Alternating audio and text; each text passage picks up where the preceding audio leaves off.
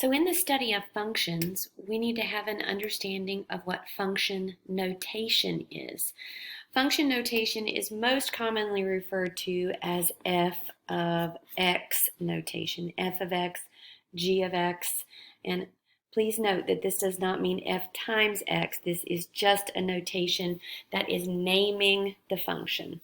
So once again, the notation simply gives the function a name. This is the f function.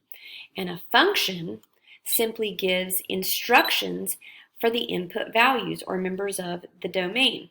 So here is a nice little function, and we'll call this the p function because it's a profit function. And this is p in terms of c, where p is the profit and c is the cost to make whatever item that you're making. So once again, this is the p function. P in terms of c, profit in terms of cost. Now, we can evaluate functions. So if we are given the function f of x equals 1/2 x and g of x equals 2x squared minus 10, keep in mind that the f function is giving the instruction that whatever we plug in, we're simply going to multiply by half. The g function, according to order of operations, tells us that we will first square, then double, and then take away 10. Remember, function notation just gives instructions as to what you're going to do to a member of the domain. And the domain is simply, in this case, an input. Input value, if I can spell, okay? So an input value. So what is f of 10? Well, we're going to go to the f function, and we're going to plug in 10 everywhere where we see an x. So f function says to take half. So f of 10 is half of 10, which is 5. So the evaluation of the f function when x equals 10 is simply 5. Next, this is f of 4t minus 12. So we're going to go to the f function, and everywhere we see x, we're going to plug in 4t minus 12. So here goes. 1/2 of x. X is 4t minus 12. That's our input value. Can it be a binomial? Yes, it can be any input value that we want. Fraction, decimal, polynomial, whatever. So in this case, we do need to distribute the 1/2. 1/2 of 4t is 2t. 1/2 of 12 is negative 6. So f of 4t minus 12 is 2t minus 6. We're going to move on to the g function now. Remember, the g function had 3 things to do.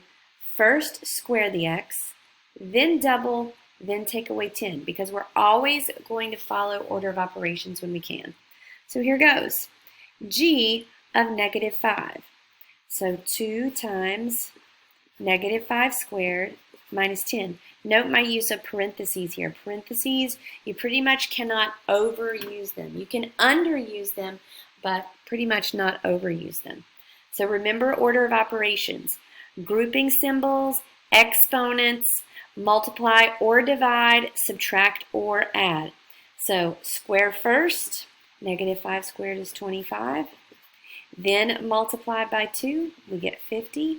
And 50 minus 10 is 40. So the evaluation of the g function when x equals negative 5 is 40. We are evaluating functions. We're going to do it again in the g function, but this time our input is a plus 2. So 2 times a plus 2 squared minus 10. Following order of operations, we've got to square the a plus 2. And we will flip over to an index card here to square a plus 2, just as a reminder. A plus 2 squared equals a plus 2 times a plus 2. So when we do the double distribution here, a times a is a squared, a times 2 plus 2a, 2 times a plus 2a, 2 times 2 plus 4. We have like terms in the middle, a squared plus 4a plus 4.